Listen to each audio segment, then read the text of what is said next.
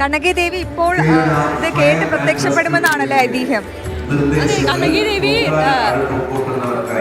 പാണ്ഡുരാജാവിനെ വധിച്ചതിന് ശേഷം തിരിച്ച് പോകുന്ന വഴിക്ക് ആറ്റുകാലിൽ എന്നാണ് ചരിത്രം പറയുന്നത്. അതാണ് ആറ്റുകാലുമായി ബന്ധപ്പെട്ട് നിൽക്കുന്ന ഏറ്റവും അടുത്ത് നിൽക്കുന്ന ഐതിഹ്യം എന്ന് പറയുന്നത്.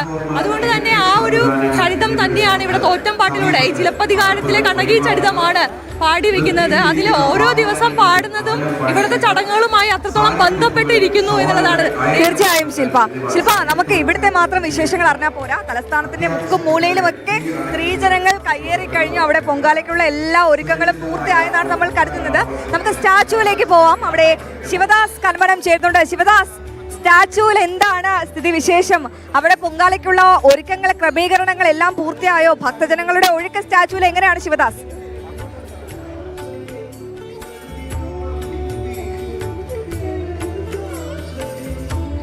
തീർച്ചയായും അശ്വതി, നമുക്ക് ഈ ദൃശ്യങ്ങളിലൊക്കെ കാണാം. രാവിലെ മുതൽ തന്നെ നമ്മൾ കൊടുക്കുന്ന വാർത്തയിലൊക്കെ തന്നെ ഇതിൻ്റെ ദൃശ്യങ്ങളുണ്ട്. ഈ റോഡിൻ്റെ ഇരുവശവും ഇങ്ങനെ സ്ത്രീകൾ ഇരിക്കുകയാണ്. ആ ഒരു നിമിഷത്തിന് വേണ്ടിയുള്ള കാത്തിരിപ്പിലാണ്. പണ്ടാര അടുപ്പിലേക്ക് തീ പകരുന്ന ആ ഒരു നിമിഷത്തിന് വേണ്ടിയുള്ള കാത്തിരിപ്പിലാണ്. ആറ്റുകാൽ ഭഗവതി ക്ഷേത്രത്തിൽ നിന്നും ശ്രീകോവിലിൽ നിന്നും അതിൻ്റെ അഗ്നി പകരും, അതിനുശേഷം ഓരോ അടുപ്പുകളിലും തീ പകരും. അതിനു വേണ്ടിയിട്ടുള്ള ഒരു കാത്തിരിപ്പിലാണ്. വലിയൊരു കാത്തിരിപ്പ് തന്നെയാണ്. 2-3 ദിവസമായി ഇതിനു വേണ്ടിയിട്ടുള്ള തയ്യാറെടുപ്പുകൾ തുടങ്ങിയിരുന്നു, ഒരുക്കങ്ങൾ തുടങ്ങിയിരുന്നു. ദൂരദിക്കുകളിൽ നിന്നടക്കം നിരവധി സ്ത്രീകൾ ഈ ഒരു ആറ്റുകാൽ പൊങ്കാലയ്ക്ക് വേണ്ടി ഇവിടേക്ക് എത്തിയിരുന്നു. അവർ തലേ ദിവസം വിവിധ ഇടങ്ങളിൽ താമസിച്ച് ഇതിനു വേണ്ടി ഓരോ തയ്യാറെടുപ്പുകളും പൂർത്തീകരിച്ചിരുന്നു. അതോടൊപ്പം തന്നെ മറ്റ് സർക്കാർ സംവിധാനങ്ങളടക്കം ഇതിനു വേണ്ടിയിട്ടുള്ള ഓരോ സംവിധാനങ്ങളും സൗകര്യങ്ങളും ഒരുക്കിയിട്ടുണ്ട്. ഇപ്പോൾ നമുക്ക് ദൃശ്യങ്ങളിലൊക്കെ കാണാം ഇതിൻ്റെ ഭാഗമായുള്ള ഓരോ നിവേദ്യം തയ്യാറാക്കുന്നതിന് വേണ്ടിയിട്ടുള്ള തയ്യാറെടുപ്പുകൾ അതാണ് ഇപ്പോൾ ചെയ്തുകൊണ്ടിരിക്കുന്നത്. തിരളി ഉണ്ടാക്കുന്നതിനും നിവേദ്യം തയ്യാറാക്കുന്നതിനും വേണ്ടിയിട്ടുള്ള ഓരോ ഒരുക്കങ്ങളും അവർ നടത്തിക്കൊണ്ടിരിക്കുകയാണ്. ഒരു മഹോത്സവം തന്നെയായി അനന്തപുരിയുടെ ഈ മഹോത്സവം അക്ഷരാർത്ഥത്തിൽ ഒരു യാഗശാലയായി മാറിയിരിക്കുകയാണ്. അതായത് ഓരോരുത്തരും ഈ ഒരു പൊങ്കാല സമർപ്പിക്കുന്ന ഓരോരുത്തരും യജ്ഞ ആചാര്യന്മാരാകുന്ന ഒരു നിമിഷമാണ് നമുക്ക് ഇവിടെ നിന്നും കാണാൻ കഴിയുന്നത്. 10,000-കണക്കിന് സ്ത്രീകൾ ഇതിൻ്റെ ഭാഗമാകുന്നു എന്നുള്ളതാണ്. ഗിന്നസ് റെക്കോർഡിൽ അടക്കം ഇടം പിടിച്ചതാണ് ആറ്റുകാൽ പൊങ്കാല എന്നുള്ളത് നമുക്കറിയാം. അത്രയും സ്ത്രീകളുടെ ശബരിമല എന്നറിയപ്പെടുന്ന ഈ ആറ്റുകാൽ പൊങ്കാല അത് വലിയൊരു മഹോത്സവമായി തന്നെയാണ് കൊണ്ടാടുന്നത്. അതിൻ്റെ ഒരു സന്തോഷവും ഉത്സാഹവും എല്ലാം തന്നെ ഓരോരുത്തരുടെയും മുഖത്ത് നമുക്ക് കാണാൻ കഴിയും. കാരണം പക്ഷേ അവർ ഇപ്പോഴും കാത്തിരിക്കുകയാണ്. ആ ഒരു നിമിഷത്തിന് വേണ്ടി, പണ്ടാരടുപ്പിൽ തീ പകരുന്ന ആ ഒരു നിമിഷത്തിന് വേണ്ടി കാത്തിരിക്കുകയാണ്. അതിനുശേഷം ഇതുമായി ബന്ധപ്പെട്ട മറ്റ് ചടങ്ങുകളൊക്കെ ഉണ്ടാകും. ഇന്ന് കഴിഞ്ഞ 10 ദിവസമായി ഇതിൻ്റെ ഭാഗമായുള്ള മഹോത്സവം ആരംഭിച്ചിട്ട് 10 ദിവസമാണ് മഹോത്സവം. അതിൻ്റെ അവസാന ദിവസമായ പൊങ്കാല ഇന്ന് നടക്കും. രാത്രി കുരുതിയോടുകൂടിയിട്ടാണ് ഈ പൊങ്കാല മഹോത്സവം സമാപിക്കുക. അതോടൊപ്പം തന്നെ ക്ഷേത്രത്തിലടക്കം ഇതുമായി ബന്ധപ്പെട്ട് വിവിധ പരിപാടികളും ചടങ്ങുകളും ഒക്കെ ഉണ്ട്. പ്രത്യേക പൂജ ഉണ്ട്. ഇന്ന് ചന്ദ്രഗ്രഹണം ആയതുകൊണ്ട് തന്നെ ക്ഷേത്ര നട തുറക്കുന്നതിന് അടക്കം വ്യത്യസ്ത സമയത്തിൽ അടക്കം ക്രമീകരണം ഉണ്ട്. എന്തായാലും സ്ത്രീകളെ സംബന്ധിച്ച് അവരുടെ ഒരു ആത്മസമർപ്പണം കൂടിയാണ് ഈ പൊങ്കാല എന്ന് പറയുന്നത്. അവർ എല്ലാം ഭഗവതിക്ക് സമർപ്പിക്കുന്നു. പൊങ്കാല എന്ന് പറയുമ്പോൾ നമുക്കറിയാം ഒരു പൊൻകാലമാണ്, ഒരു പുതിയ കാലം, ഒരു ഉണർവിൻ്റെ ഒരു നിമിഷം കൂടിയാണ്. അവരുടെ എല്ലാം ഉള്ളിലുള്ള എല്ലാ ദുഃഖങ്ങളും ദേവിക്ക് സമർപ്പിക്കുന്നു. അങ്ങനെ ഒരു ആത്മനിർവൃതി നേടുന്നു. ഒരു ഭക്തിസാന്ദ്രമായ അന്തരീക്ഷം തന്നെയാണ് നമുക്ക് എവിടെയും കാണാൻ കഴിയുന്നത്. ഓരോരുത്തരും അത്തരത്തിൽ മന്ത്രങ്ങൾ ചൊല്ലി ഇവിടെ ഇരിക്കുന്നു. ദേവിക്ക് സമർപ്പിച്ചുകൊണ്ട് ആത്മസമർപ്പണം നടത്തിക്കൊണ്ട് മന്ത്രങ്ങൾ ചൊല്ലിയും ഉരുവിട്ടുമെല്ലാം തന്നെ ഓരോരുത്തരും പൊങ്കാല സമർപ്പണത്തിന് വേണ്ടി ഇവിടെ ദൂരദിക്കുകളിൽ നിന്നും എത്തുന്നു. അവരവരുടെ ഇടം അവർ പിടിച്ചിരിക്കുന്നു. അതായത് തലേ ദിവസം തന്നെ പലരും ഇവിടെ തന്നെ താമസിച്ചുകൊണ്ട് ഇവിടെ തന്നെ കിടന്നുകൊണ്ട് അവരുടെ ഇടങ്ങൾക്ക് വേണ്ടിയുള്ള ഒരുക്കങ്ങൾക്ക് വേണ്ടിയുള്ള തയ്യാറെടുപ്പുകൾ നടത്തിക്കൊണ്ടിരിക്കുന്നു. ആ കാഴ്ചയൊക്കെ ഇന്നലെ രാത്രിയൊക്കെ നമ്മൾ കണ്ടിരുന്നു. ഇപ്പോഴും അതിൻ്റെ തുടർച്ച തന്നെയാണ്. ഇപ്പോഴും ഈ ഒരു പൊങ്കാല നിവേദ്യം തയ്യാറാക്കുന്നതിന് വേണ്ടിയിട്ടുള്ള സമർപ്പിക്കുന്നതിന് വേണ്ടിയിട്ടുള്ള ഓരോ ഒരുക്കത്തിലുമാണ്. പൂർണ്ണമായും അവർ തങ്ങളുടെ ആത്മസമർപ്പണമാണ് ദേവിക്ക് എല്ലാം സമർപ്പിച്ചുകൊണ്ട് അവർ അതിനു വേണ്ടിയിട്ടുള്ള കാത്തിരിക്കുകയാണ്. ഒരു അന്നം എന്ന് പറയുന്നത് ബ്രഹ്മം ആണ്. അതുകൊണ്ട് തന്നെ അതിനെ ആരാധിക്കുന്ന ഒരു ചടങ്ങ് കൂടിയാണ് പൊങ്കാല എന്ന് പറയുന്നത്. കാരണം അന്നം വളരെ പ്രധാനപ്പെട്ടതാണ് ഓരോ ജീവിതത്തിലും. അപ്പോൾ അതിനെ ആരാധിക്കാൻ വേണ്ടിയിട്ടുള്ള ഒരു ദിവസം കൂടി ആയി മാറുന്ന ഇതാണ് ഈ പൊങ്കാല എന്ന് പറയുന്നത്. ഓരോരുത്തരും യജ്ഞാചാര്യന്മാരാകുന്നു. അങ്ങനെ ഈ ഒരു ദിവസം അവർ ഇതിനു വേണ്ടി സമർപ്പിക്കുമ്പോൾ അത് ഈ ഒരു ദിവസം മാത്രമല്ല, ഒരു ജന്മം മുഴുവൻ ദേവിക്ക് സമർപ്പിക്കുന്നതായി അവർ മനസ്സിൽ കണക്കാക്കുന്നു. അങ്ങനെ കരുതി അതിൻ്റെ ഐശ്വര്യമെല്ലാം തന്നെ അവർക്ക് ലഭിക്കുന്നു എന്നുള്ളതാണ് ഇതിൻ്റെ ഒരു വിശ്വാസം. എന്തായാലും പതിനായിരക്കണക്കിന് സ്ത്രീകൾ ഇതിൻ്റെ ഭാഗമാകുന്നു. ഏകദേശം 5 ലക്ഷമെങ്കിലും സ്ത്രീകൾ ഇതിൻ്റെ ഭാഗമാകും എന്നുള്ളതാണ് പ്രതീക്ഷിക്കുന്നത്. ഒരു പ്രതീക്ഷിത കണക്ക്. ഓരോ വർഷവും കൃത്യമായി തന്നെ പറയാൻ കഴിയാത്ത ഒരു സാഹചര്യം. കാരണം ഓരോ വർഷവും ഭക്തജനങ്ങളുടെ എണ്ണം വർദ്ധിക്കുന്ന ഒരു സാഹചര്യമാണ് ഉള്ളത്. അത്രയും ഒരു ആത്മീയ തലങ്ങളിലേക്ക്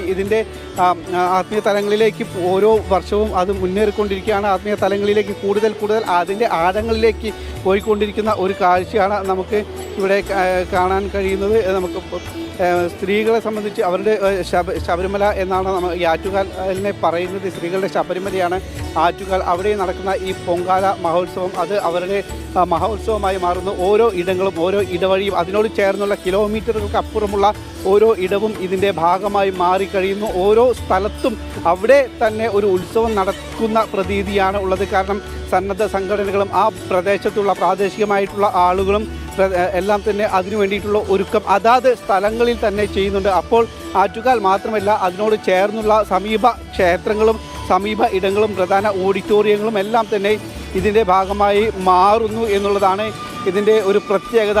മറ്റു ഉത്സവങ്ങളേക്കാൾ ഇതിൻ്റെ ഒരു പ്രത്യേകത എന്ന് പറയുന്നതും അതുതന്നെയാണ്. കാരണം ഈ ക്ഷേത്രം മാത്രമല്ല, അതിനോട് ചേർന്നുള്ള കിലോമീറ്ററുകൾക്കപ്പുറം അവിടെയെല്ലാം തന്നെ ഓരോ പ്രദേശത്തും അവിടെയുള്ള ഒരു ഉത്സവമായി മാറുന്നു. അല്ലെങ്കിൽ അങ്ങനെ തന്നെ കണക്കാക്കിക്കൊണ്ട് ആ ഭാഗത്ത് ഉള്ള ആളുകൾ അതിനുവേണ്ടി പ്രവർത്തിക്കുന്നു. ആ ഭാഗത്തുള്ള സ്ത്രീകളും കുട്ടികളും ആബാലവൃദ്ധം ജനങ്ങളും അതിൻ്റെ ഭാഗമായി മാറുന്നു. ആ പ്രദേശത്ത് അങ്ങനെ ഉള്ള ഒരുക്കങ്ങൾ നടത്തുന്നു. അത് ദിവസങ്ങൾക്ക് മുൻപേ തന്നെ നടത്തുന്നുണ്ട്. ഇതിൻ്റെ ഭാഗമായി തന്നെ സ്റ്റേജ് പരിപാടികൾ ഉണ്ടാകുന്നുണ്ട്. വ്യത്യസ്ത ഇടങ്ങളിൽ ഇതിൻ്റെ ഭാഗമായി സ്റ്റേജ് പരിപാടികൾ ഉണ്ടാകുന്നുണ്ട്. അങ്ങനെ ഒരുപാട് പ്രത്യേകതകൾ ഉള്ള ഒരു സ്ത്രീകളുടെ വലിയ ഒരു ഉത്സവം തന്നെയാണ്, വലിയൊരു മഹോത്സവം തന്നെയാണ് ആറ്റുകാൽ പൊങ്കാല എന്ന് പറയുന്നത്. അതുകൊണ്ട് തന്നെയാണ് കേരളത്തിൻ്റെ പല ഇടങ്ങളിലും, പ്രത്യേകിച്ച് മലയാളികൾ ഉള്ള സ്ഥലങ്ങളിൽ നിന്നെല്ലാം തന്നെ ഇതര സംസ്ഥാനങ്ങളിൽ നിന്നടക്കം നിരവധി സ്ത്രീകൾ ഇതിൻ്റെ ഭാഗമാകാൻ വേണ്ടി എത്തുന്നു. ബസ്സുകളിലും ട്രെയിനുകളിലും ഒക്കെ തന്നെ വലിയ ഒരു തിരക്കാണ്. അതായത് ഈ തലേ ദിവസം തന്നെ 2 ദിവസം മുൻപും അതിന് മുൻപുള്ള ദിവസങ്ങളിലുമൊക്കെ തന്നെ ഇവിടേക്ക് ഇങ്ങനെ ആളുകൾ എത്തിക്കൊണ്ടിരിക്കുന്നുണ്ട്. ഇതിൻ്റെ ഭാഗമാകുന്നതിന് വേണ്ടി എത്തിക്കൊണ്ടിരിക്കുന്നുണ്ട്. വലിയൊരു തയ്യാറെടുപ്പ് നടത്തിക്കൊണ്ട് തന്നെയാണ്, പ്രത്യേകിച്ച് വ്രതാനുഷ്ഠാനങ്ങളോടുകൂടി വ്രതശുദ്ധിയോടുകൂടി അവർ ഇവിടേക്ക് എത്തുന്നു. വ്രതം അനുഷ്ഠിച്ചു കൊണ്ടാണ്. കാരണം അവർ ദേവിക്ക് തങ്ങളുടെ സർവസ്വവും സമർപ്പിക്കും. അല്ലേ, പൊങ്കാല കലങ്ങളാൽ നിറഞ്ഞിരിക്കുകയാണ്. നമ്മുടെ ക്ഷേത്രസന്നിധിയിൽ തോറ്റമ്പാട്ടും തുടങ്ങിക്കഴിഞ്ഞു. അതായത് പാണ്ഡ്യരാജാവിനെ വധിച്ചതിന് ശേഷം കണ്ണകിയുടെ ആ ഒരു വരവിനെ അറിയിച്ചുകൊണ്ടുള്ള തോറ്റമ്പാട്ടും തുടങ്ങിക്കഴിഞ്ഞു. ഇനി അല്പസമയത്തിനകം തന്നെ ഈ പണ്ടാരടപ്പിൽ തീ പകരും. 9:15 ഈ തീ നമ്മുടെ അനന്തപുരിയിലെ എല്ലാ മുക്കിലും മൂലയിലും എത്തുന്നതാണ് രാഖി ഏറ്റവും പ്രധാനപ്പെട്ട കാര്യം. 9:15 പണ്ടാരടുപ്പിലേക്ക് തീ പകരുക. അതിനുശേഷം നമ്മുടെ അനന്തപുരി ഒരു യാഗശാലയായി മാറും എന്നുള്ളതാണ്. നമ്മൾ യാഗശാല എന്ന് പറഞ്ഞാൽ ഒരുപക്ഷെ ക്ലേശിയായി പോകും. കാരണം ഒരുപാട് അത് നമ്മുടെ ഒരു ജീവിതത്തിന്റെ ഭാഗമാണ്. തിരുവനന്തപുരത്തുകാരുടെ ഒരു ഭാഗമാണ്. മറ്റ് ജില്ലക്കാർ എല്ലാവരും ഇങ്ങോട്ടേക്ക് വരുന്നു. അവർക്ക് ആതിഥ്യം അരുളാൻ ഒരുപാട് സന്തോഷമാണ് അനന്തപുരിക്ക്. എന്തായാലും ഒരുപക്ഷെ ചില പഴഞ്ചൊല്ലുകളൊക്കെ ഉണ്ട്, ഈ തെക്കനെയും മൂർക്കനെയും കണ്ടത് ഞാനത് പറയുന്നില്ല. പക്ഷേ ഈ തലസ്ഥാന ജില്ലയുടെ ഇവിടുത്തെ ജനങ്ങളുടെ ആതിഥ്യ മര്യാദ എടുത്തു പറയേണ്ടത് തന്നെയാണ്. കാരണം ഊണും ഉറക്കവും ഇല്ലാതെ ഒരുപക്ഷെ സ്ത്രീകൾ ഇവിടെ പൊങ്കാല ഇടുകയാണെങ്കിൽ മറുവശത്ത് പുരുഷന്മാർ മാത്രമല്ല, അവർ ഒരു സ്ത്രീ ഇവിടേക്ക് വരുന്നുണ്ടെങ്കിൽ ആ കുടുംബത്തിന്റെ ഒരു സപ്പോർട്ട് അത് നമ്മൾ തീർച്ചയായും എടുത്തു പറയുന്നത്. ഏറ്റവും കൂടുതൽ ഭക്ഷണമായിക്കോട്ടെ, വെള്ളമായിക്കോട്ടെ, പാനീയങ്ങളായിക്കോട്ടെ, മറ്റെന്താവശ്യമായിക്കോട്ടെ അതെല്ലാം നിറവേറ്റി തരാൻ പുരുഷന്മാരും ഇവിടെ തയ്യാറാണ് എന്നതാണ്. മാത്രമല്ല സ്ത്രീകളും നമുക്ക് അശ്വതി നമ്മൾ ഇവിടെ കണ്ടതാണ്. അതായത് വളരെ ചെറിയ കുഞ്ഞുങ്ങൾ തൊട്ട് വളരെ പ്രായമുള്ള അമ്മമാർ വരെ ഇവിടെ എത്തുന്നുണ്ട്. അവർക്ക് വേണ്ട എല്ലാവിധ സഹായങ്ങളുമായി ഒരുപക്ഷെ ഈ തിക്കിലും തിരക്കിലും ഒക്കെ ഇടയിലൂടെ ആ അമ്മമാരെ ഇവിടേക്ക് എത്തിക്കുന്നു എന്നുള്ളത് അത് ചെറിയ കാര്യമല്ല. നമ്മൾ അവരുടെ ആ ഒരു പരിശ്രമത്തെയും കണ്ട് അത് മനസ്സിലാക്കേണ്ടത് തന്നെയാണ്. രാഗി, ഇപ്പോഴും ഈ ക്ഷേത്രത്തിൽ ഒരുപാട് ക്യൂ ഉണ്ട്. ഇങ്ങനെ ഭക്തജനങ്ങൾ, ഈ സ്ത്രീജനങ്ങൾക്കിടയിൽ പുരുഷന്മാരുമുണ്ട് അമ്മയെ കാണാൻ വേണ്ടി. ഇന്ന് അമ്മയെ ഒന്ന് ഒരു നോക്ക് കാണാൻ വേണ്ടി ഒരുപാട് പേരാണ് ഇവിടെ ഒഴുകിയെത്തുന്നത്. ഈ ശരണം വിളികളും മന്ത്രങ്ങളാൽ മുഖരിതമാണ് ഇവിടം. ഒപ്പം തോറ്റംപാട്ട് തുടങ്ങിയിരിക്കുന്നു. മറ്റൊരുപാട് വിശേഷങ്ങളുണ്ട്. നമുക്കൊരു ഇതിലേക്കൊക്കെ വരാം അല്ലെ? ചെറിയൊരു ഇടവേള എടുത്തതിന് ശേഷം എത്താം. ചെറിയൊരു ഇടവേള.